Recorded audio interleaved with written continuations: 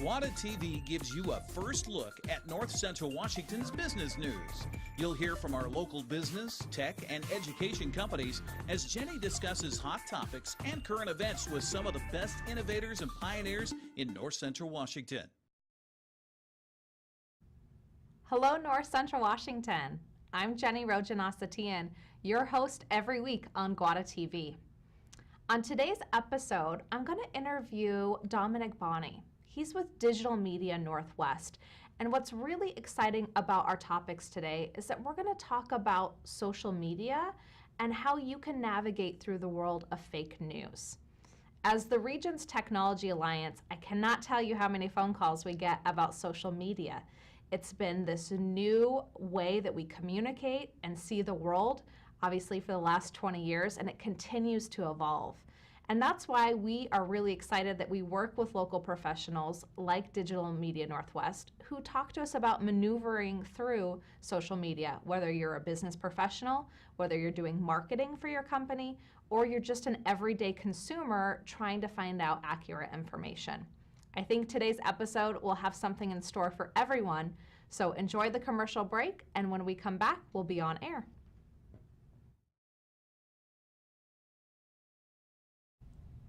Thanks for joining us on GWATA TV today. I am pleased to introduce our guest, Dominic Bonney from Digital Media Northwest.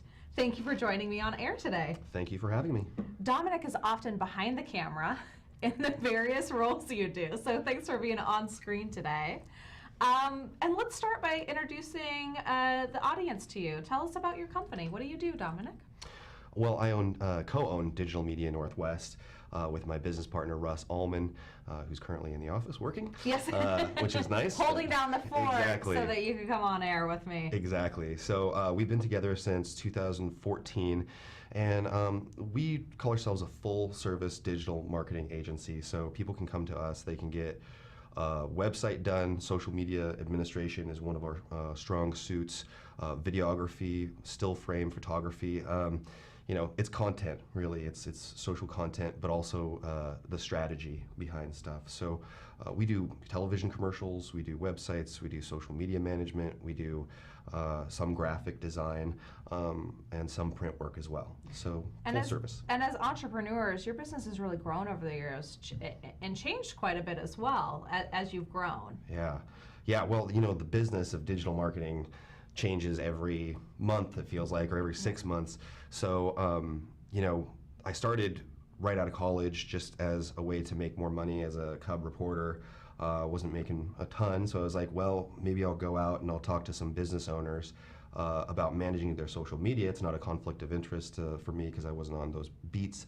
So that kind of took off, and I decided at a certain point, well, I'm making more money doing this than I am journalism, so I'm just going to go for it.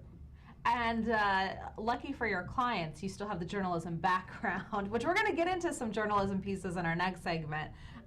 So you can apply that lens as you help them market and brand their business. Mm-hmm. Social media, we kind of set up the stage today, has drastically changed and impacted our lives, the way we do business. So what are some tips and advice you have for business owners with social media? You know, what are some of the things that you've seen work well, mm-hmm. or advice you have for them? Well, you know, every business is different and every brand is different, but I would say be social is number one. It's not, approach it with creativity, with passion, and don't think of it like it's just another job that I have to do. If that's happening, then you should probably delegate those duties. You know, what I tell a lot of my clients is build a social media team or a communications team of people who, you know, if you have somebody on staff, all people you can trust, of course, to manage that brand. So a small group. You know, the Wenatchee School District does a pretty good job of this. I work with the Eastmont School District as well, and we do all of their main page social media administration. But a lot of what I do is organizational communication. So I go in before every school year, and I talk with all the administrators, and I give a presentation, and all the, you know, people in the district office and individual school offices, and we decide who's going to be the point person here, who's going to be our picture taker, who's going to be our Instagrammer, who's going to be somebody who we can trust to put the best foot forward for these individual schools, and then we curate that content every day and post it as the main page. But with 9 schools, you've got to have boots on the ground and people with their finger on the pulse of what's happening on the day-to-day. So step 1 is to engage, Yeah. right? Like, it's an important piece of business, nonprofit education, just online presence communication. Step 2 is that mobilization, is what I'm hearing, creating your team. Let's talk about the different, you already alluded, Instagram, Facebook. Is there a platform that you've seen really grow? Are they all the same in terms of outreach? There's a lot of options in terms of social media. Should you do one? Should you do them all? Yeah. There are a lot of options, Okay. and you can waste copious amounts of time. You have to do the cost-benefit analysis in your head. So, you really can't get away with not doing Facebook, as much as I have problems with Facebook as a business and their privacy issues. The fact is that, especially in North Central Washington, it's got critical mass, and I don't see that going away anytime soon. Twitter, I stress less. I work with clients like Ted Driven that do the Wenatchee and Leavenworth Marathon. Now, that's a huge part of our strategy, of the social media strategy for them, because runners go onto Twitter and they create their own little silo, They have their community through Twitter that you can tap into. Okay. Yeah. So the Facebook thing, because of restrictions between individuals, they coalesce on the Facebook page or even on the marathon event page themselves. But it's hard for these users to connect, because maybe one's from Portland, one's from Spokane, and they're gonna both be at the Wenatchee Marathon, but that's their only connection. So Twitter is a better way for connecting on certain specific topics. Okay. And then Instagram is another one that I say you really can't get away without Instagram these days. It's owned by Facebook, but it's very visual, and it's really kind of a tandem thing. I advise everybody to do Facebook and Instagram at the bare minimum. Those are your starting frameworks. You should be doing Facebook and Instagram for the engagement piece. Yep.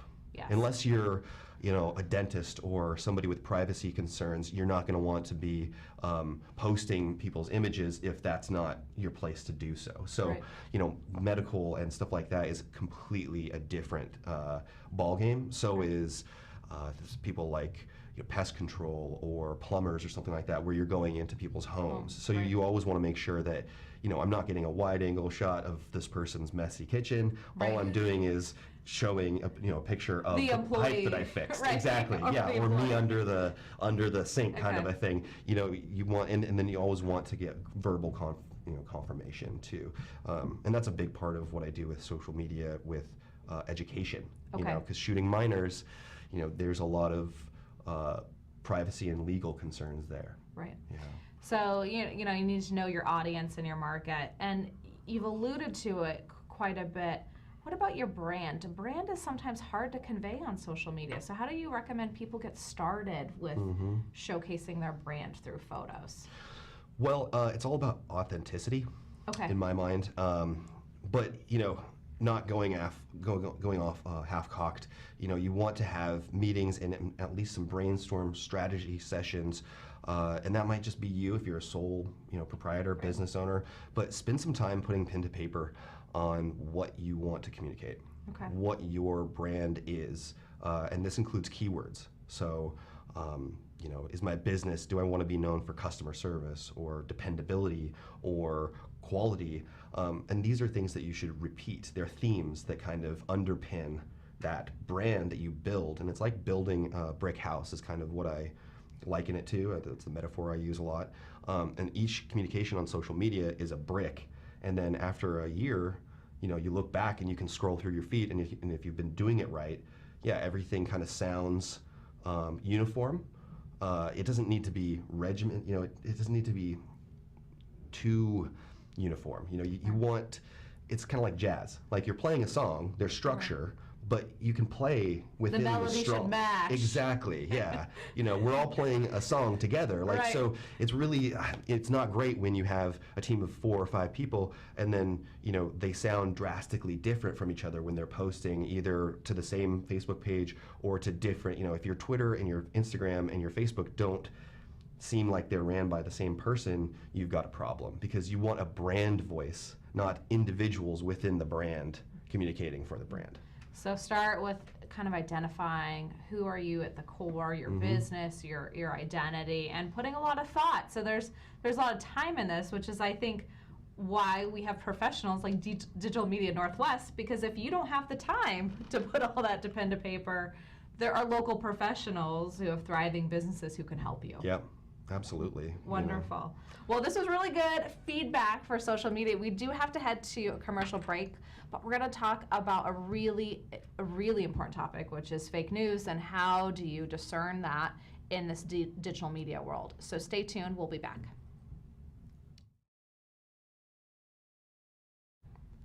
Thanks for joining us on GWATA TV. I'm here today with Dominic Bonney, who's the co-owner of Digital Media Northwest.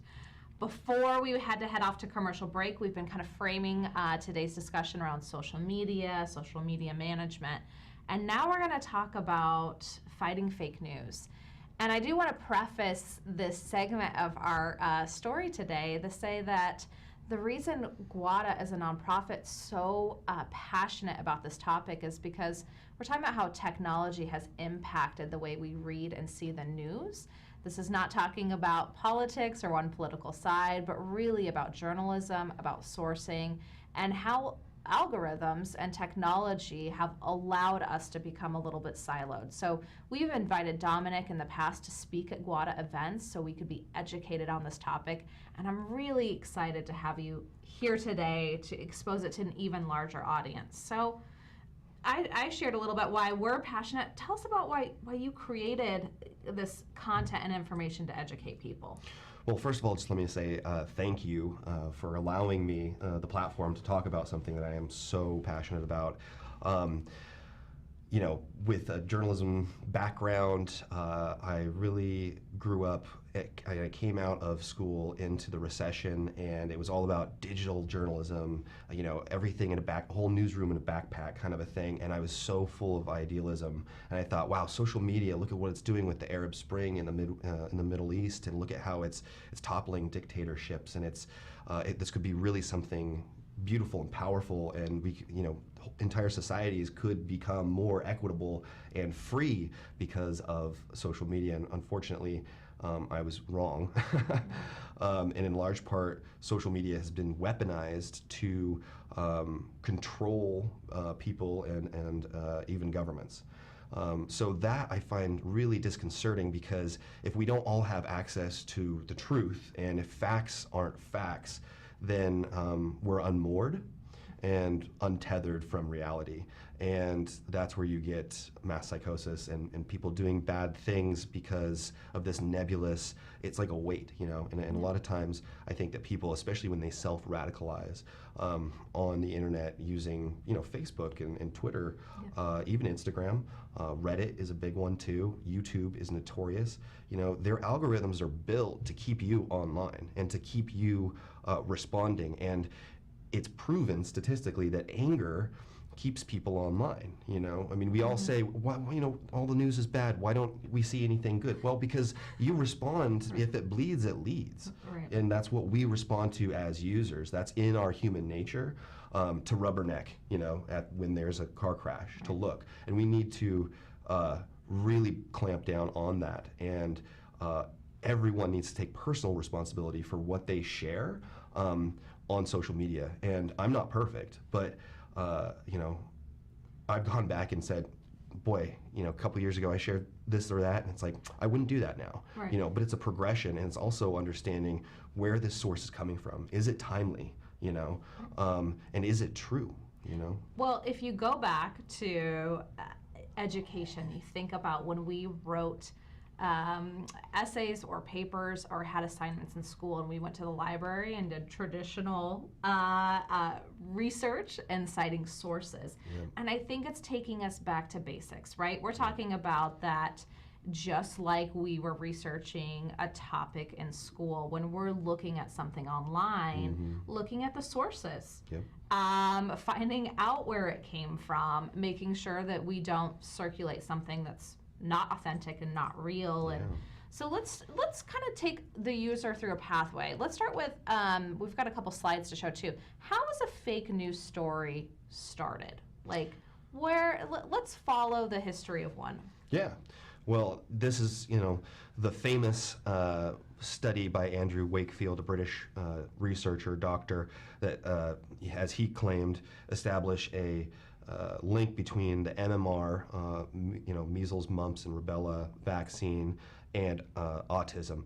That is been debunked multiple times over the years, decades since Andrew Wakefield's terrible, bad faith, immoral treatment of these kids. There were only 10 kids that were in his study, and look at the firestorm that has whipped up in our entire global community. I mean, the UN just released, or actually the World Health Organization just released a top 10, a list of top 10 things that are existential dangers to the global population, and one is vaccine resistance, and that can be traced back to Andrew Wakefield and that bunk study that he did in 1998. And how social media then just allowed that perpetuate. Yeah. And it preys on fear. Right. That's what it does. I mean, what parent doesn't want their child to be healthy and grow up, giving them all the opportunities to be a healthy adult?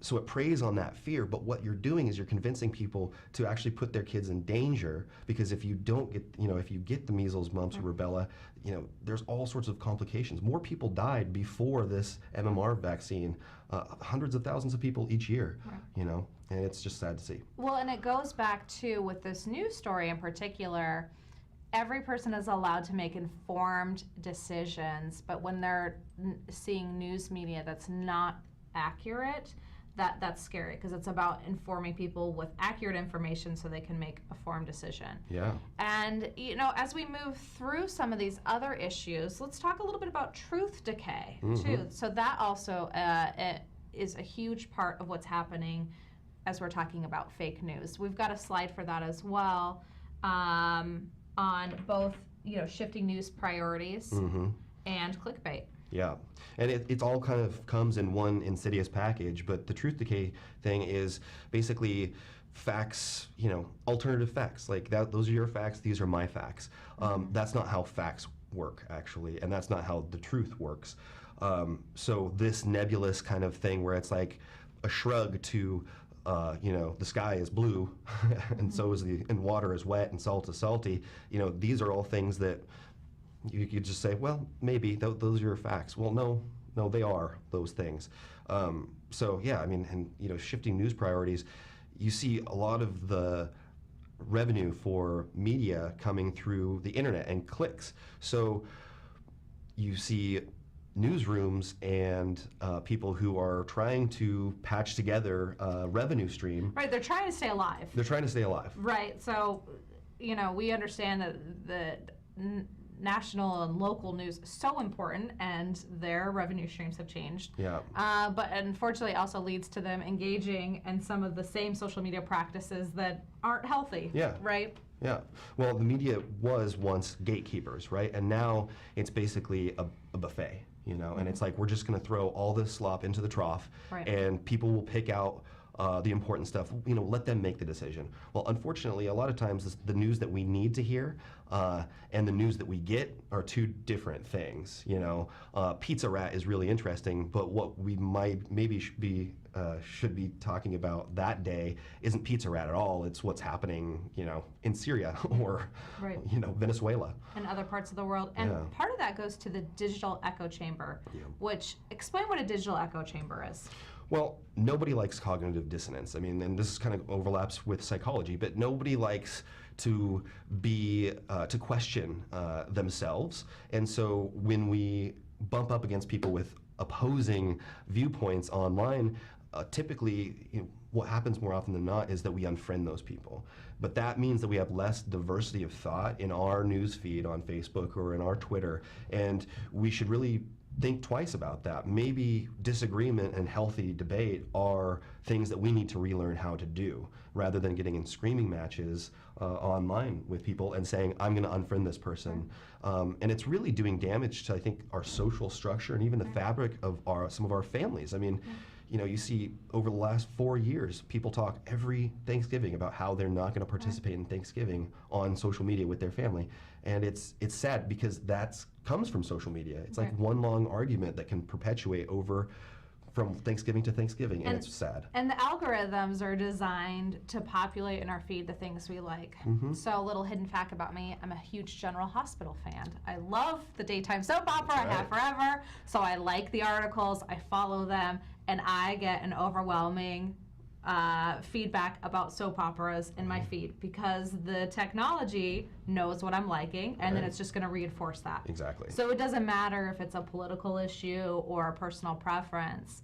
The technology is designed to reinforce the things we already like. And I love your statement about if you see something from someone else, not just hiding it or unfollowing them, but allowing yourself to continuously be open to opposing ideas or viewpoints so that we can remain informed.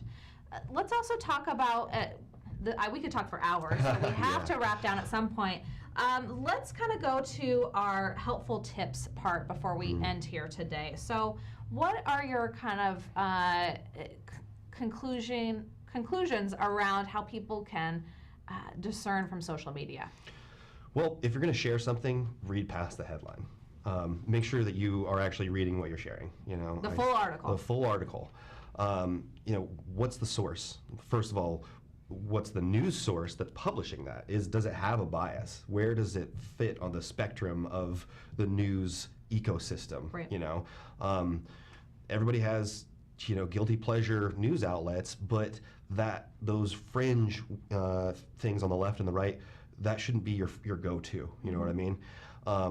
And take nothing as gospel, because journalists, you know, they're not perfect. They're humans. They're humans. There's corrections run every day. Right. So, you know, don't take these things as gospel.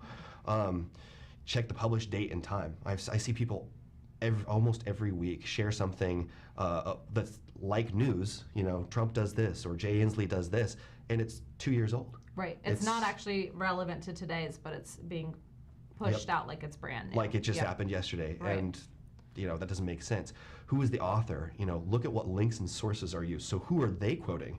Are they saying, well, people say, or people have said? What people and when? And are they actually, you know, authorities on this source, or is it just, you know, Joe Blow off the street? Right.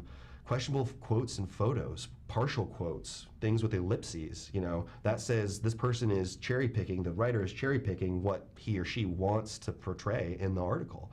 And this happens in local news as well as national news.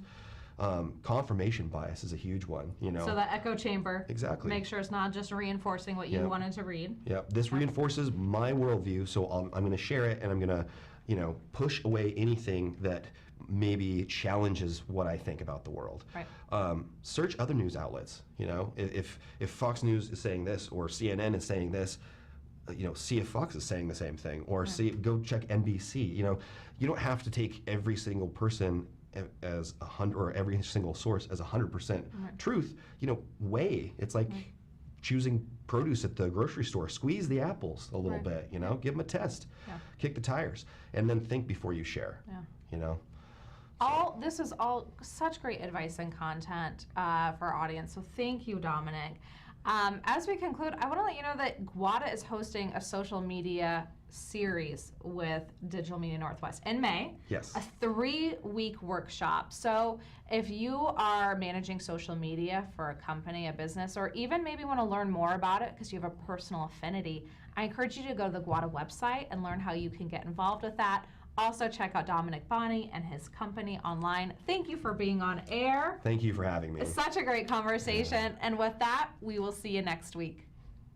Since 1999, GWATA has served as North Central Washington's Tech Alliance. As a 501c3, our mission is to bring people and technology resources together to create a thriving community. Through our work, we aim to inspire, engage, and connect.